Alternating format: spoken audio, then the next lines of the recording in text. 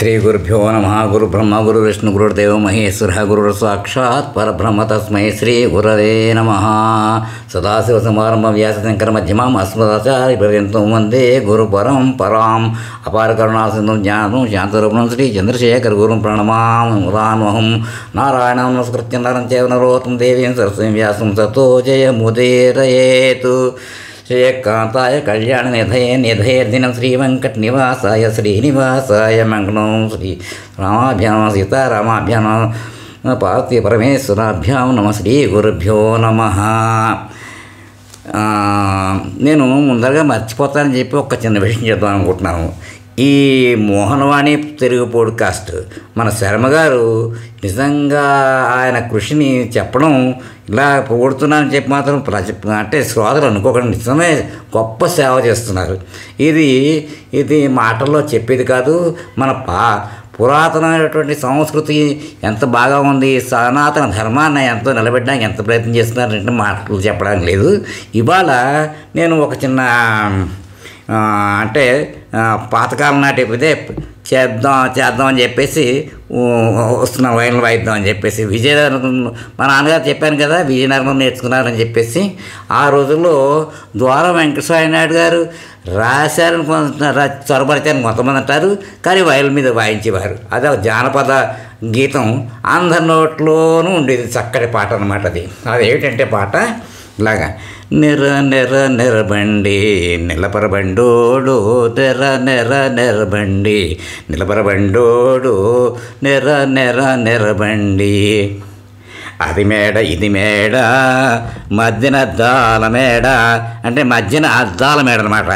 అది మేడ ఇది మేడ మధ్యన అద్దాల మేడ, సానోళ్ళ మేడేదని తన్నుకు సచ్చాడే నెరబండి నిలబరబండోడు నెరబండి. అంటే ఆ రోజు బ్రోతల సినిమా సానేళ్ళ మేడ అని చెప్పాడు. తర్వాత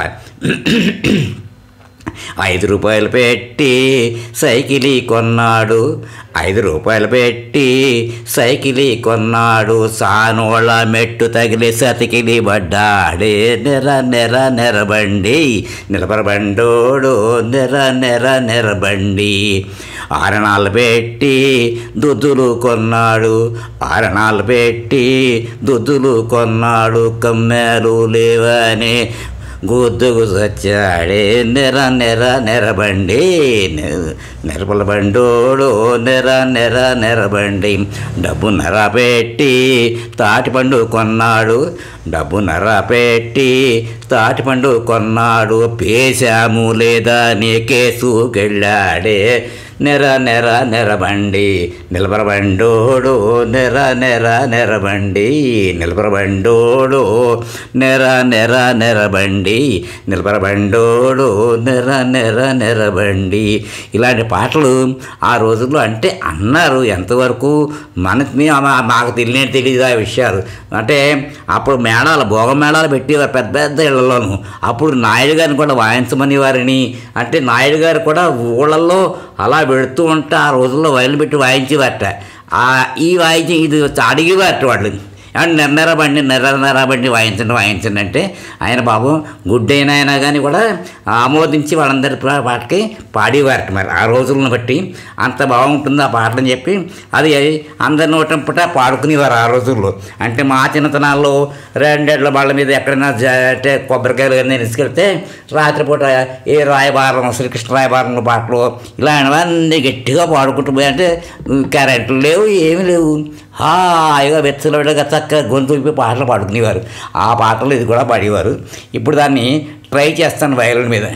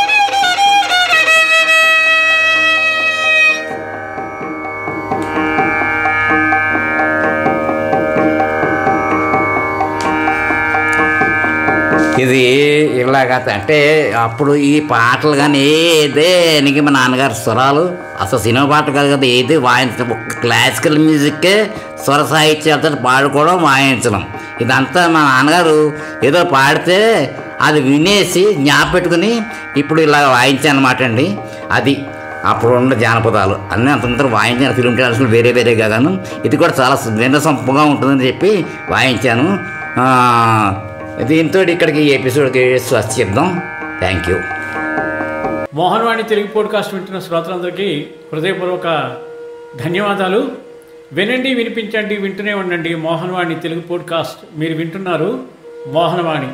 మా కార్యక్రమాలు మీకు నచ్చితే ఇప్పటివరకు మా ఛానల్కి సబ్స్క్రైబ్ చేసుకోకపోతే వెంటనే ఈ క్షణమే సబ్స్క్రైబ్ చేసుకుని ఆ పక్కనుండే బెల్ బటన్ని మ్రోగించి అందరికీ షేర్ చేసి మీ విలువైన కామెంట్ను కూడా చేసి మమ్మల్ని ప్రోత్సహిస్తారని కోరుతున్నాను.